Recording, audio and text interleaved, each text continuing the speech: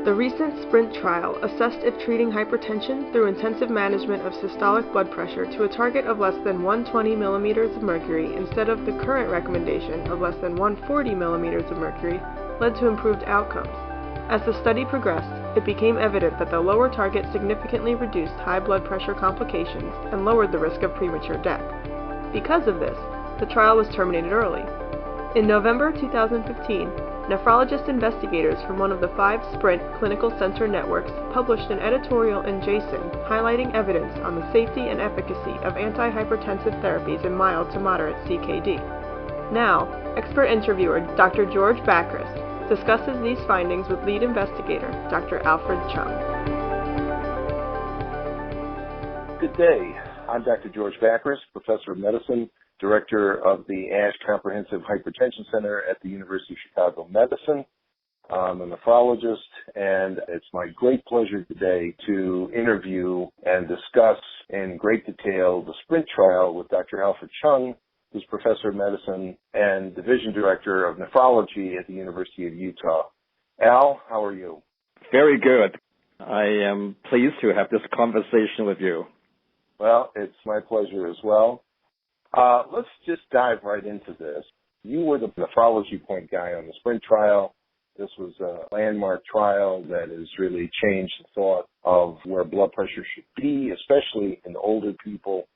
But one of the things that it really didn't quite come through on is change our mindset, at least I don't think it did, in non-diabetic kidney disease and should we be lower than 140/90. We have other trials now like NBRD, ASK, the RAIN trial, all in non-diabetic kidney disease, all failed to show a benefit below 130/80. And here we have SPRINT showing the same thing. What are your thoughts about that? Do you agree with that, disagree with that? Where are we? May I just clarify my role in SPRINT? There are 5 clinical networks in SPRINT that coalesce about 100 sites. I am the PI of one of the networks, but our network is more focused on the CKD because we have almost all of the sites are nephrology divisions around the country. Okay, as to where do we think that SPRINT is telling us in terms of non-diabetic CKD less than 140/90, would you like to briefly discuss SPRINT finding first, or should we kind of assume that most of the audience would be already familiar with the SPRINT finding? What do you think? Why don't you give us a broad brush overview of the cardiovascular endpoints and the big surprise that heart failure really drove all the outcomes.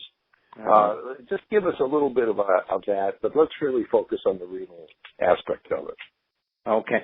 So SPRINT is a large randomized trial targeting systolic blood pressure of the usual goal, which is less than 140, compared to a more intense goal, less than 120. And in that trial, we targeted somewhat high-risk population, including the elderly, but very importantly, the CKD population. So CKD is not partitioned out specifically as a population that would be analyzed by itself. In other words, the finding of CKD, non-CKD, senior, non-senior will be all lumped together in analysis. And that's important to point out because the way the result should be interpreted is that it should apply for all included subgroups, as long as there's no statistical interaction or no effect modification by the presence of CKD. So the CKD subgroup has about 28% of the 9,300 patients. That means about 2,650 or so of CKD people with a GFR 20 to 59. And so it is quite a sizable subgroup.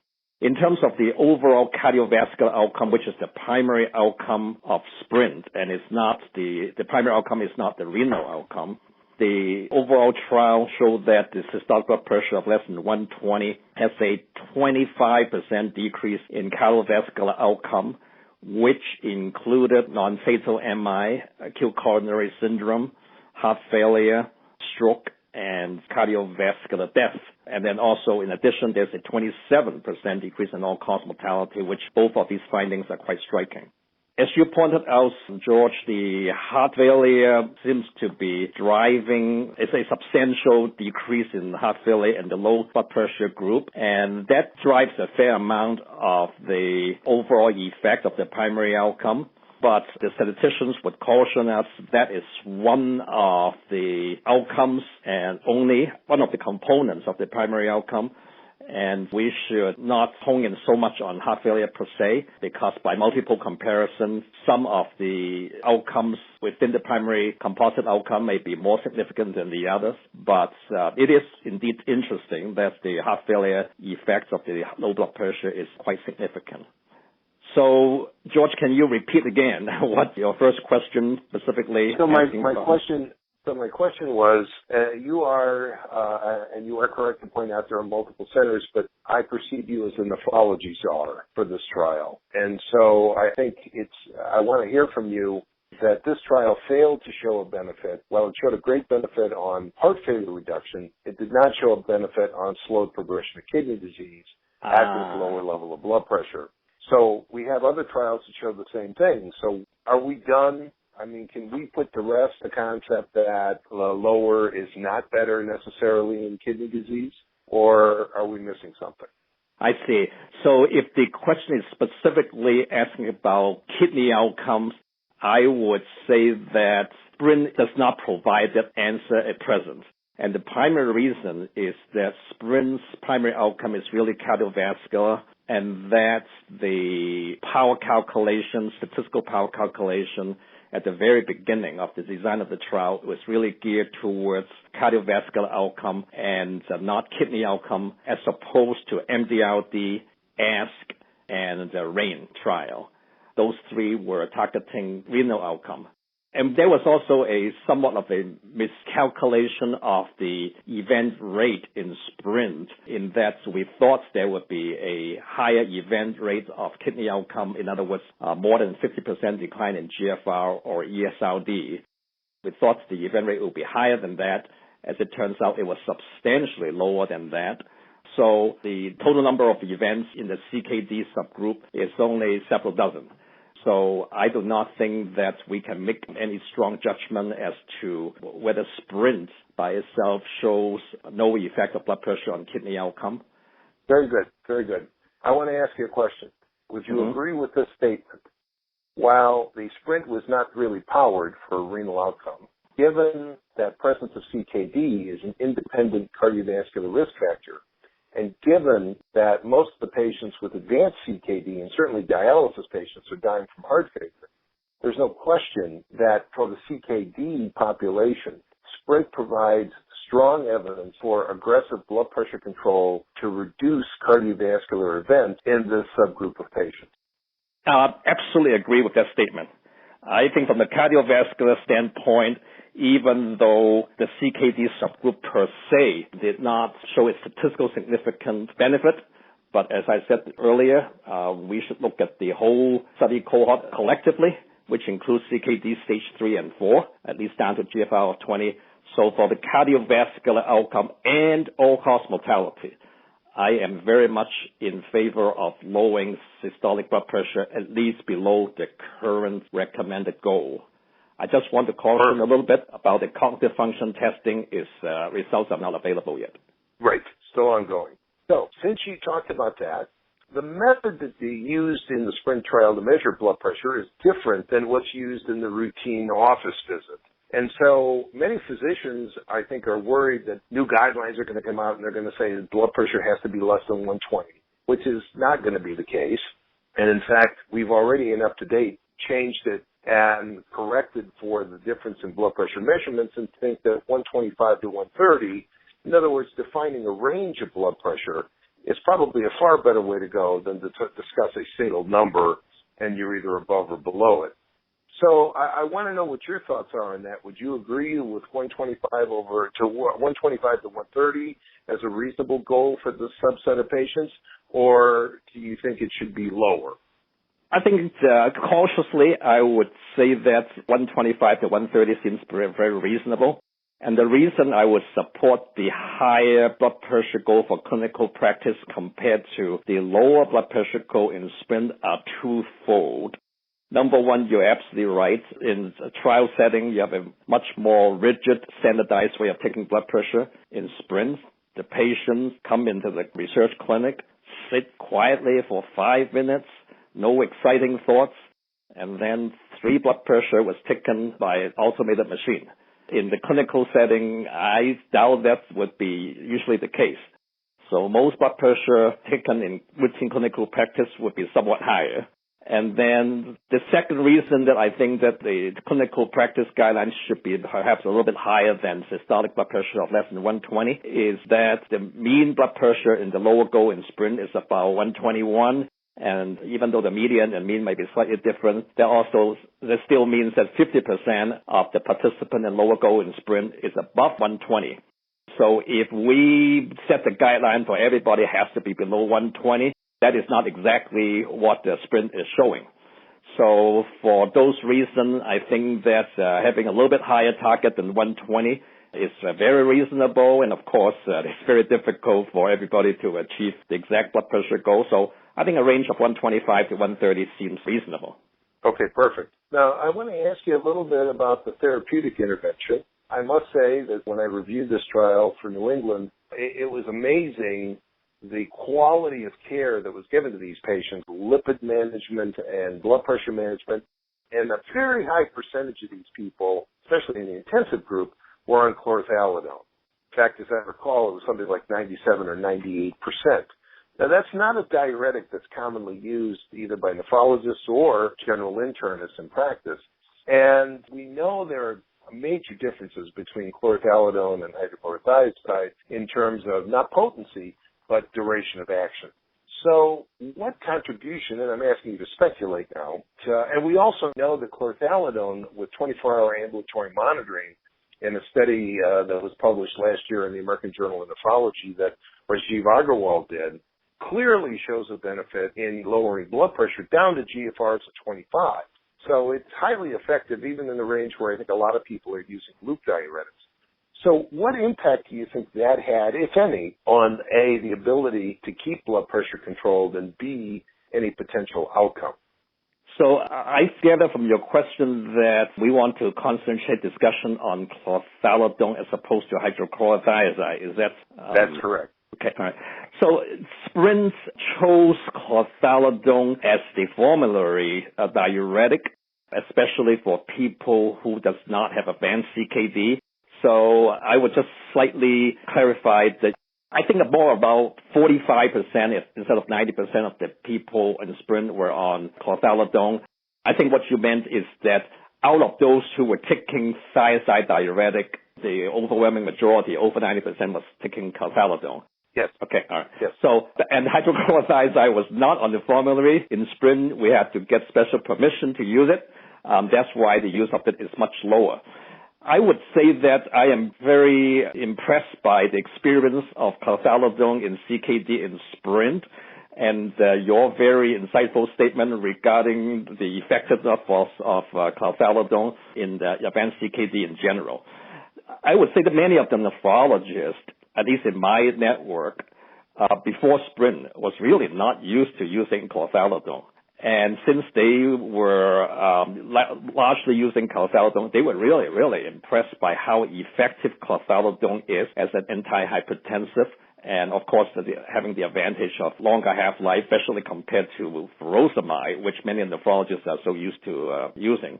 And chlorothalidone, I would say that by our experience in the Sprint, easily could be effective down to 25 of eGFR and perhaps 20. I probably would not want to vow that much below that, although I don't really know, which is quite similar to the small series published by Rajiv Agarwal in the American Journal of Nephrology last year. As to whether the inclusion of chlorothalidone could have cardiovascular protective benefit in Sprint, that would be very, very difficult to ascertain because the lower blood pressure group basically use all classes of blood pressure medication more than the standard arm. Okay, very good. Now, the other issue I want to bring up here, we've talked about Sprint. This is all non-diabetic disease. Of course, they excluded diabetics on purpose because, in fact, they already had a cord, so they didn't want to reproduce another trial in diabetes. But Accord left you with a message that maybe lower is not better in diabetes, which I think took a lot of people by surprise. But then there was a longer-term follow-up. There was a much closer examination in the Accord trial of the intensive glucose control group, which was primarily a glucose control trial, and dramatically underpowered, really, to address the issue of blood pressure goals relative to sprint. Now, one of the issues that has come up is in a paper by Karen Margot of Margolius Diabetes Care last year, and in the American Heart Association late-breaking trial of the Accordion, which is the long-term 8.9-year follow-up data of Accord. It turns out that there was a dramatic interaction amongst the intensive and standard glucose control groups, such that when you actually look at the blood pressures and the outcomes in that trial, in the long-term outcome, if you look at the people that got standard glycemic control and intensive blood pressure control, there clearly was a benefit, not just on stroke, but on cardiovascular events. And while the overall trial did not still show a benefit, it was in large part due to the confounding of the interaction with the intensive glycemic control group. So one of the arguments that was made in the editorial by our friends at the George Institute that accompanied the New England paper, Sprint, and something that I think is important, and we've actually acknowledged this enough to date, is there is equipoise if you look at whether you're diabetic or not diabetic in people with cardiovascular disease, that lower probably is better. And so I find it interesting, and I wanted your thoughts on this. Do you think that it does make sense in diabetes to have the same blood pressure as in a non-diabetic? And related to that, you have two organs that autoregulate, the brain and the kidney. The brain, in every single study, for the most part, has shown a benefit so that you could say lower is better. The kidney, on the other hand, has not. So I wanted you to speculate. We don't know the answer to that, but I want you to speculate a little bit on that. So first, do you agree that diabetics and non-diabetics should have the same kind of goal of blood pressure in this 125 to 130 range? And even though the data is not hardcore, certainly suggestive. And then second, what are your thoughts about the differential effect between the kidney and the brain on lower blood pressures and outcomes? Okay, that is a lot of very interesting information that you gave us in the last few minutes. So first of all, a Accord trial of diabetics exclusively looking at diabetes, and they exclude patients with significant kidney disease. I think the cutoff is serum creatinine at 1.5, I think. Yep. So the eGFR of the whole cohort is over 90 at baseline, actually, right? And Sprint, on the other hand, exclude diabetic. So we never really have a trial really for diabetic CKD, at least not in these two trials or any significant trial. Then when we talk about what should we do with blood pressure in diabetics in general, as soon as the Sprint result became available within the Sprint investigator community and outside, there was just so much debate about why the discrepancy in the result. And I absolutely agree with you that, number one, the sample size in Accord is about half of Sprint in terms of at least the blood pressure trial part of Accord. And number two, as you indicated, the 2x2 factorial designs of Accord, the simultaneous glycemic randomization intervention really complicated the result interpretation such that right now we ended up with a effect modification of how glycemic control can affect blood pressure effect on the cardiovascular outcome. So that makes it kind of more complicated. But importantly, I think that you pointed out Dr. Perkovich's editorial for the Sprint trial and NEJM. He did a very fast combined analysis of Accord and Sprint result. And in fact, the figure that he showed in the editorial, very interesting figure, showed that when you look at the two trials in totality, systolic blood pressure less than 120 seems to have cardiovascular benefit in these two cohorts. And in particular, Accord helped out the results in the stroke arena because Accord has very substantial stroke benefit with a lower blood pressure goal. And while the Sprint helped out in the heart failure and the composite cardiovascular outcome. So overall, I would say that I would be tempted to say that the cardiovascular benefit should at least extend to non-diabetic CKD. Depends on how much of a purist you are. But I think the totality of the result points in that direction. I am also at the same time perhaps slightly more cautious in extrapolating to non-diabetic CKD just because neither one of those trials really have included diabetic CKD in the cohort. Is that fair in your assessment in terms of? I think if you're talking about renal outcomes, yes, I think it is very fair. I think the point that I wanted to make is that from a cardiovascular benefit, whether you have diabetes or whether you don't have diabetes, if you have hypertension, your risk for stroke is going to be lower if you get the blood pressure down to the 125 to 130 range. And it's certainly not going to hurt the kidneys. It may not help the kidneys, but it's certainly not going to hurt them. And in fact, you're going to reduce the risk in the CKD population of cardiovascular events, which ultimately is what's going to kill them anyway. So that was the only point I was going to try to make from that. I see. And I do think, if you're one of the evidence-based gurus here and you want to be a purist, then you should be doing physics and not this. But the reality is that I think if you took the totality of the evidence together from both these trials for a blood pressure of 125 to 130, I think you'd have to probably come up around 2A or 2B. So it's not ironclad, but it certainly is good enough, given that this is biology and not physics, to try to make a point. That was my point. So, George, let's talk about your second point of your question, which is brain and kidney outcome. Both of them rely quite a bit on small vessel perfusion and also autoregulation. I think neither one of these trials really targeted the kidney, and ACCORD also did not target brain nearly as much as SPRINT does. So we are really looking forward for the brain result in SPRINT.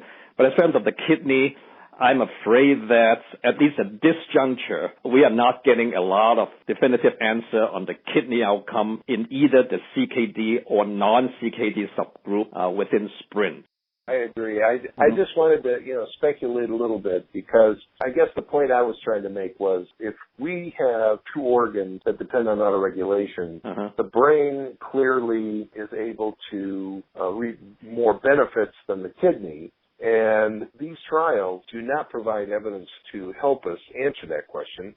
It's purely speculation, and I don't have a good answer for this, but I think it's a question that's been asked by certainly some basic scientists, and I just thought I'd put it out there for discussion because it's interesting. As much as I love the kidney, and I think the kidney is the most important organ, but if you have strong cardiovascular protection and decrease in all-cause mortality in the lower blood pressure goal in SPRINT, and assuming that the brain function is not going to be the worst, hopefully we'll know about that next year, it's difficult to argue not to lower the blood pressure for cardiovascular protection per se. Right? So, but, absolutely agree. Right. So, but I think that I would like to know what happens to long-term kidney function with the lower blood pressure goal. Let's say that over long term, if the lower blood pressure indeed hurts the kidney, which I'm not implying is necessarily the case, I'm just saying hypothetically, then the cardiovascular benefit of lower blood pressure as seen in SPRINT may not persist. So the New England Journal paper on SPRINT right now tell us that in the CKD subgroup, the lower blood pressure has basically no effect on kidney outcomes, and the lower blood pressure goal seems to be associated with a worse kidney outcome in the non-CKD subgroup. I would caution that the non-CKD subgroup kidney outcome is using the criteria of 30% GFR decline and not 50% GFR decline, which is very, very sensitive for acute hemodynamic changes. So we really need to have the definitive kidney paper from SPRINT with the data up to this point, and preferably with long-term kidney outcome data in the SPRINT cohort in order for us to feel comfortable with the effect of lower blood pressure on the kidney outcome. So this is an excellent point because it's very clear that when they've randomized the different levels of blood pressure, you have the VA Nephron D, you have the altitude trial, you have Sprint, all showing increased risk of AKI at lower levels of blood pressure. And it's interesting because in the ASK trial, where we had comparable levels of blood pressure control, we didn't really see a dramatic increase in AKI. And of course, one of the things that's been linked to this is the people that are randomized to RAS blockers and have a lower pressure would be at greater risk. So let me ask you something. Was there in the kidney subgroup analysis in Sprint, the people that were randomized to the lower blood pressure goal, was the incidence of AKI higher amongst those taking an ACE or an ARB relative to those that weren't? I think the brief answer to your question is that I do not know at this point, but it is worthwhile that, as you pointed out, there is a substantial increase in AKI events. Yep. So even that, all we know at this point is that according to the investigator's report saying that the patient has been hospitalized or show up in the emergency department with problems, and AKI or acute renal failure was marked as one of the three top diagnoses, and that is how we defined AKI ARF as a serious adverse event in Sprint as published right now. The detail of even how severe those events are not clear. For example, I don't even know whether those people require acute dialysis or not. So I am not able to answer your question about whether RAS blockade complicated the lower blood pressure goal in terms of precipitating AKI, or how severe these AKI events are, or do they lead to long-term decline in kidney function.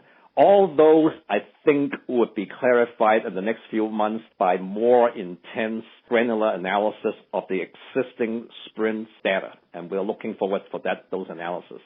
Right, perfect. Because I figured there's going to be at least 3 or 4 or 5 or 6 papers specifically addressing these issues in the coming months from Sprint related to the CKD group. So that's actually very important.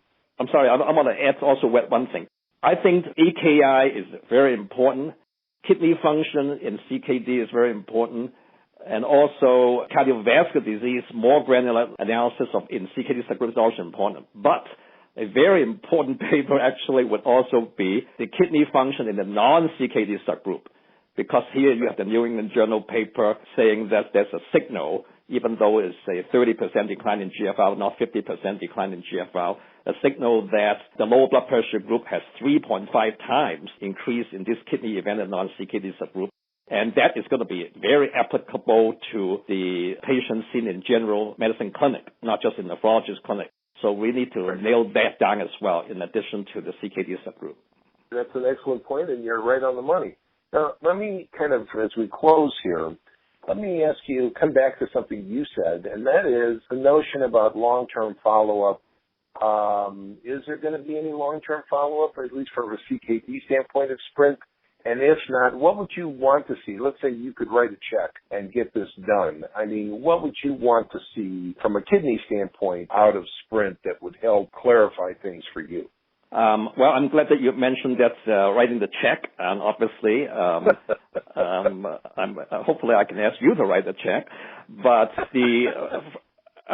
but in terms of what we need to learn more about is that I would like to know in the longer-term follow-up, does kidney function really is beneficial, neutral, or actually worsen with lower blood pressure, and both in the CKD and the non-CKD subgroup? Ideally, obviously, you would like to have sustained blood pressure separation, less than 140 compared to less than 120, and go on for a number of more years and to see what is the effect of long-term blood pressure tight control on kidney outcome. Because after all, that's what the clinician would likely do, even though Sprint follow-up is only 3.26 years. But once you start somebody on the lower goal, they're age 51, you may want to do that for the next 25, 30 years, right? But I think that there's an ethical problem right now because of the strong cardiovascular benefits, at least in these 3.26 years associated with the lower blood pressure goal. So I think it is not ethical to continue intervention. But I would love to see an extended follow-up study just observing what happened when these patients who were randomized to lower blood pressure arm versus high blood pressure arm for the 3.26 years mean. And just what happened in the subsequent 4 to 5 years, even though we'll not be controlling the blood pressure any further, because we saw that kind of legacy effect, for example, at ASK. Even we no longer tightly control the blood pressure, and we saw that there was a long-term difference in the kidney outcome, albeit not cardiovascular outcome, in the lower blood pressure, at least in the proteinuria group. So yes, I would appreciate a longer-term study just to even observe kidney function. And I want to also include our brain colleagues. It will be also very, very interesting to also observe the cognitive function outcome with lower blood pressure over a long period of time. Exactly. That's perfect. So I want to finish with some speculation. You know, usually when you have these new trials out, everybody's rushing now. The AHA, ACC guidelines are being updated. Of course, that is focused more on older people and changes that are going to be there.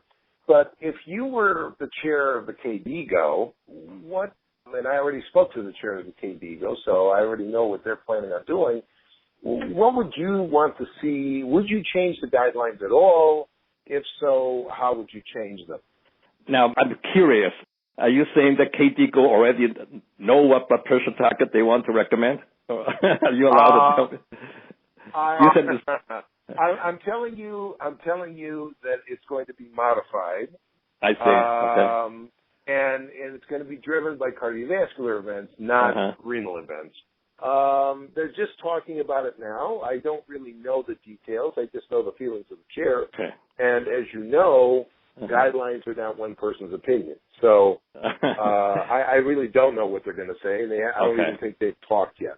Okay. What are your thoughts? Yeah, I think that given the strong cardiovascular benefit in a reasonably large trial that includes stage 3 and stage 4 CKD, a large cardiovascular benefits, and also all-cause mortality benefit, it would be difficult for me to imagine that the guideline would not tighten up in terms of blood pressure control in CKD by KDIGO. This is just my personal opinion. Okay, but how aggressive, how low do you want it to be? Should it be below 120 versus 125 to 130, as we discussed a little while ago, right? And exactly what population? In other words, should we include people with eGFR below 20? Or, for that matter, go all the way down to home blood pressure in dialysis patients. That is less certain to me.